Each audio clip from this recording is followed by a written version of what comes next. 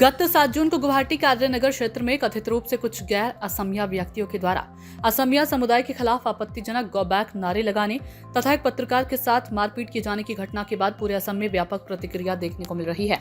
इसी संदर्भ में बुधवार को वीर लाचित सेना की जोरहाट जिला समिति ने घटना की निष्पक्ष एवं गहन जांच की मांग को लेकर जोरहाट सदर पुलिस थाने में एक लिखित शिकायत दर्ज कराई। संगठन के जिला समिति के पदाधिकारियों ने कहा कि आर्य नगर में हुई घटना न केवल असमिया समाज की भावनाओं को आहत करने वाली है, बल्कि लोकतंत्र के चौथे स्तंभ माने जाने वाले पत्रकारों की सुरक्षा पर भी गंभीर प्रश्न खड़े करती है। उन्होंने मांग की है कि मामले की निष्पक्ष जांच कर दोषियों की जल्द से जल्द पहचान की जाए तथा उनके विरुद्ध कड़ी कानूनी कार्रवाई की जाए। वीर लाचित सेना ने राज्य सरकार और पुलिस प्रशासन से आग्रह किया कि ऐसी घटनाओं की पुनरावृत्ति रोकने के लिए प्रभावी कदम उठाए जाएं तथा असमिया समाज और पत्रकारों की सुरक्षा सुनिश्चित की जाए। जोरहाट से जितेंद्र सोमानी की रिपोर्ट। ইতিমধ্যে আপোনালোকে গম পাইছে যে যোৱা 7 তাৰিখে গুৱাহাটীৰ মাজমজিয়াত যেটো দুৰ্ভাগ্যজনক ঘটনা সংঘটিত হ'ল, আপোনাৰ অনা অসমীয়াৰ হাতত খিলঞ্জীয়া ব্যক্তি প্ৰহিত হ'বলগীয়া হ'ল। আৰু আটাইতকৈ দুখৰ বিষয়টো হৈছে কি আমি ইতিমধ্যে সামাজিক মাধ্যমৰ যোগেদি আমি জানিব পাৰিছোঁ যে গুৱাহাটীৰ সেই ডিচিপি মহোদয়ে সেই বিষয়টো মানে কোনো অনা অসমীয়া আৰু খিলঞ্জীয়া সংঘাত নহয় বুলি কৈছে, এটা ধন দাবী ঘটনা বুলি কৈছে। গতিকে আমি সামাজিক মাধ্যমত যিখিনি ভিডিঅ' দেখা পাইছোঁ সেই ভিডিঅ'খিনিত স্পষ্ট হৈ আছে যে এছাম মানুহে কেইজনমান ব্যক্তিক মানে মাৰধৰ কৰিছে, মানে আপোনাৰ বেট লৈ পিনি প্ৰহাৰ কৰিছে, গাড়ী ভাঙিছে।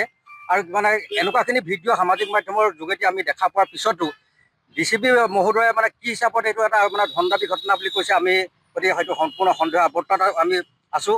গতিকে আমি এই বিষয়টোৰ মানে উচিত এটা তদন্ত বিচাৰিছোঁ। লগতে আপোনালোকে চাওক, এজন সাংবাদিকো প্ৰহিত হৈছে, মূৰ ফাটি গৈছে। আৰু ডিচিপি মহোদয়ে কৈছে কি সাংবাদিকজনে তাত শ্লোগান দিবলৈ কৈছে। ইতিমধ্যে আমি যোৱাকালি আপোনাৰ সামাজিক মাধ্যমত এই সাংবাদিক দুগৰাকীয়ে মানে স্পষ্টীকৰণ দিছে, তেখেতৰ কণ্ঠস্বৰ পৰীক্ষা কৰিবলৈ কৈছে যদি তেখেতে সেই মানে আপোনাৰ উচতনি দিবলৈ কৈছিল বা তেনেকুৱা ধৰণৰ মন্তব্য কৰিছিল। গতিকে আৰু লগতে চাব, যিজন হালৈ নামৰ যিজন ব্যক্তি, সেই ব্যক্তিজনক মানে ডিচিপি মহোদয়ে কৈছে কি যে তেখেতে ধন দাবীৰ গোচৰত পূৰ্বেও জেললৈ গৈছিল, কিন্তু হালৈ কৈছে যে আজিলৈকে মই জেললৈ যোৱাটো বাদেই থানাৰ লকআপত থাকি পোৱা নাই। এই গোটেই বিষয়বোৰ এটা সন্দেহৰ আৱৰ্তত।